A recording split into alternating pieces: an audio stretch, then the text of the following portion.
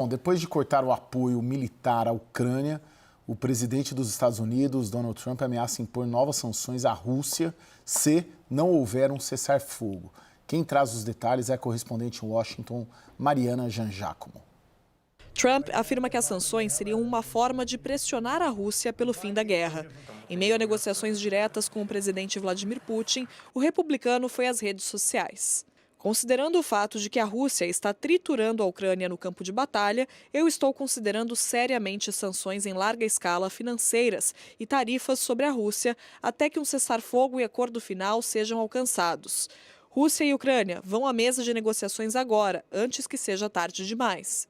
O anúncio veio exatamente uma semana depois da reunião desastrosa entre o presidente americano e o líder ucraniano Volodymyr Zelensky aqui na Casa Branca. Os dois tiveram um bate-boca no Salão Oval televisionado para o mundo. Zelensky foi mandado embora mais cedo do que o previsto. Depois disso, Trump cortou a assistência militar e de inteligência aos ucranianos.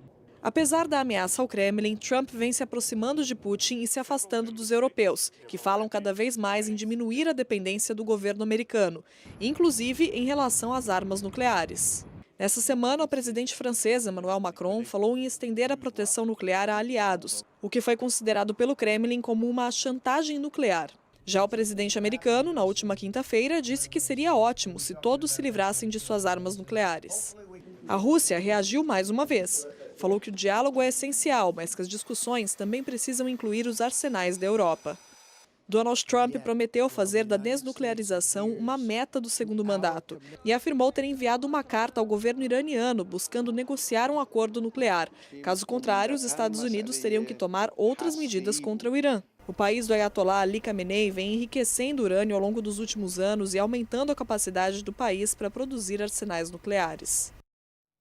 Vitélio, é um teatro, não foi, do Trump? Eu, pelo menos, fiquei com a impressão, porque minutos ou horas depois ele retomou aquelas declarações contra o Zelensky e agora à noite, inclusive é destaque, a nossa manchete no site da CNN, a informação que o Trump suspendeu o acesso da Ucrânia às imagens de satélite dos Estados Unidos.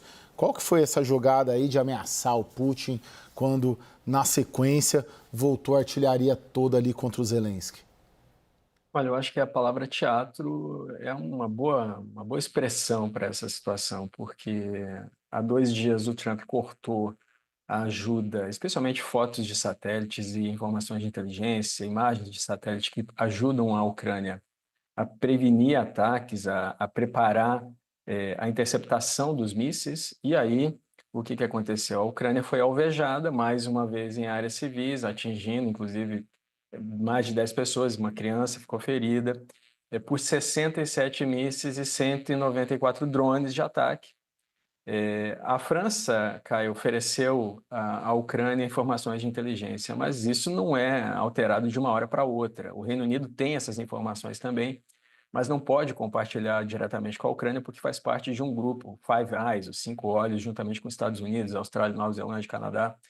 Então, a Ucrânia ficou cega, né? Ela teve que se defender do jeito que pôde, improvisadamente, e aí o Trump fala em aplicar sanções ao Putin. Só que tem um problema.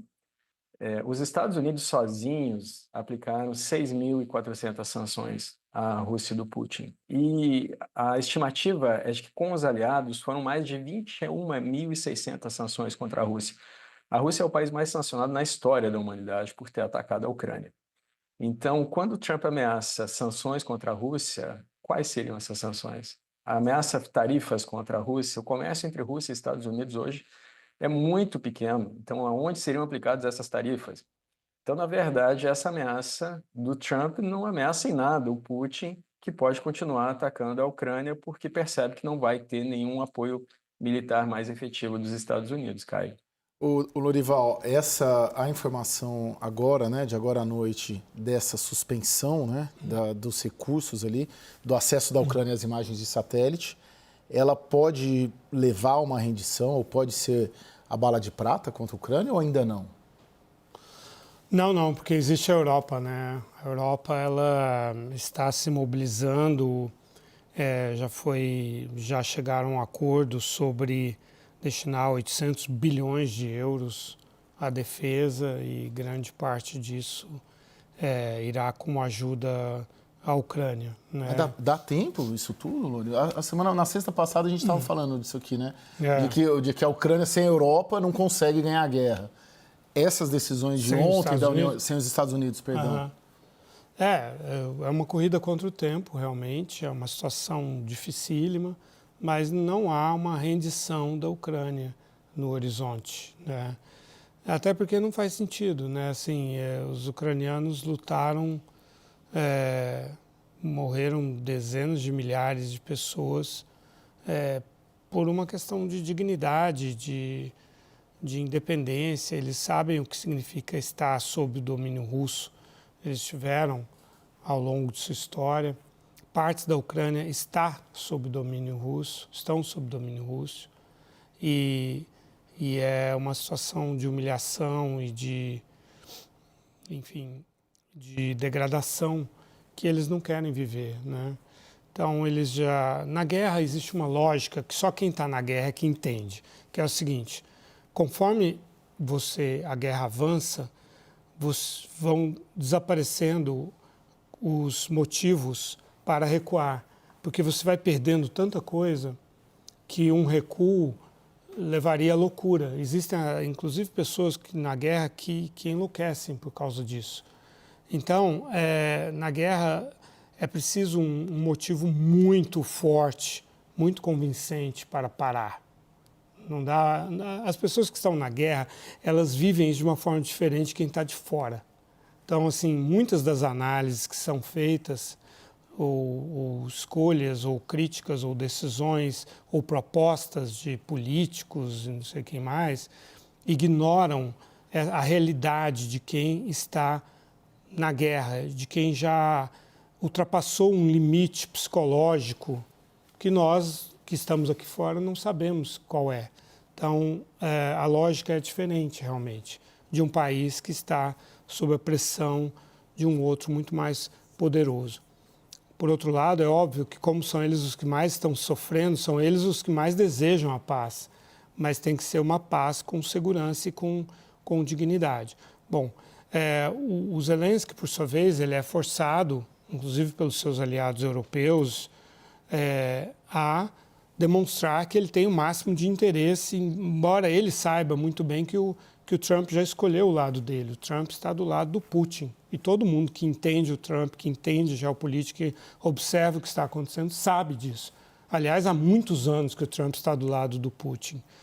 Então, mesmo assim, o Zelensky precisa demonstrar o máximo de boa vontade, tentar reconquistar os Estados Unidos, pressionar o Trump perante a opinião pública a não se colocar do lado do Putin de uma forma tão óbvia como ele está fazendo. Vitélio, eu queria te perguntar justamente um desses pontos que o Lorival coloca.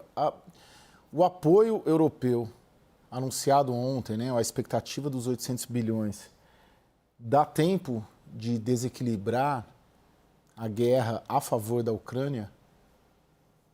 Olha só, Caio, o que acontece? O que o Putin queria nunca foram 20% do território da Ucrânia, inclusive porque ele já tinha 9%, que era a Crimeia e o Donbás no início dessa guerra. Então, ele tomou 11% nos últimos 3 anos, ocupou esse território. A intenção do Putin, declarada por um artigo escrito por ele, publicado no site do Kremlin em meados de 2021, é de que a Ucrânia não seja um país, ele não reconhece a existência da Ucrânia. O fato da Ucrânia continuar existindo é uma vitória para a Ucrânia. Agora, a Ucrânia só continua existindo porque tem aliados, que a Ucrânia, o Lorival destacou isso, a Ucrânia é vizinha, faz fronteira terrestre com a segunda maior potência militar do mundo. A Ucrânia, que é um país do tamanho do estado de Minas Gerais e tem 1/3 da população russa, e um PIB muito menor. A Ucrânia só consegue continuar resistindo, não só agora, mas em ataques futuros, se tiver aliados e garantias de segurança. Essa que é a questão. Todo mundo quer a paz. O atacante é um amante da paz, ensina o Clausewitz. Se o atacante puder, ele vai tomar o território do oponente sem dar um único tiro. A questão é que essa paz ela precisa ser justa, porque se ela for uma paz injusta, ela vai ser temporária, ela vai levar a outras guerras. Nós já vimos isso na própria Ucrânia. A ocupação da Crimeia em 2014 não era só sobre a Crimeia, era sobre a Ucrânia, assim como agora acontece em porções de Donetsk, Zaporizhia, Kherson, Luhansk. Essas regiões não são a intenção do Putin, que tem o país com a maior extensão territorial do mundo. Ele quer a Ucrânia toda. É um plano imperialista da Rússia, é evidente, mas não é só a Rússia que é imperialista. Existe o imperialismo dos Estados Unidos, é claro, que tem 86 mil soldados na Europa e tem armas nucleares lá. Existe o imperialismo chinês, que está sendo, nesse momento, demonstrado perto de Taiwan e nas águas do Mar do Sul da China. Então, nós estamos falando sobre uma disputa de hegemonias. E como é que a Europa vê isso, para finalizar? A Europa não vê o Putin parando na Ucrânia. Então, se a Europa conseguir congelar a guerra como ela está, Caio, o que ela vai fazer em seguida é se armar como nunca se armou desde o final da Segunda Guerra Mundial. A gente pode considerar isso uma vitória para a Rússia? Para o projeto expansionista do Putin, não, Caio. Agora, congelar a guerra como está é uma derrota para a Ucrânia. Não, é que a guerra não termina, né? Não chega a um cessar-fogo. O que a Ucrânia não quer é fazer um acordo com a Rússia numa posição de fragilidade, porque ela vai ter que ceder os territórios, né? E também porque ela sabe que o Putin vai se reagrupar, vai se rearmar, vai reorganizar suas alianças e para depois atacar e tomar a Ucrânia inteira quando a Ucrânia estará desmobilizada. Talvez até com um governo submisso ao Putin, que é também o que ele deseja. Se não tomar militarmente a Ucrânia, o que é bastante difícil, ter um governo submisso já seria bom para ele, né? Então, são essas coisas que a Ucrânia e a Europa querem evitar. Para a Europa, uma derrota da Ucrânia ou uma vitória da Rússia é algo extremamente problemático, porque é um incentivo para que o Putin e outros agressores violem a soberania dos Estados, né? E para o mundo inteiro, para a ordem internacional é ruim. Tem uma China aí querendo pegar, anexar Taiwan, né? Que é o maior fabricante de chips do mundo. Então, o que a Europa está defendendo é a ordem internacional. Hoje, depois desse post no Truth Social falando de sanções, o Trump foi perguntado se ele acredita que o Putin deseja a paz. Ele disse que sim, disse que é difícil mesmo negociar com a Ucrânia, assim por diante. Retomou toda a narrativa que ele tem adotado ao longo de meses.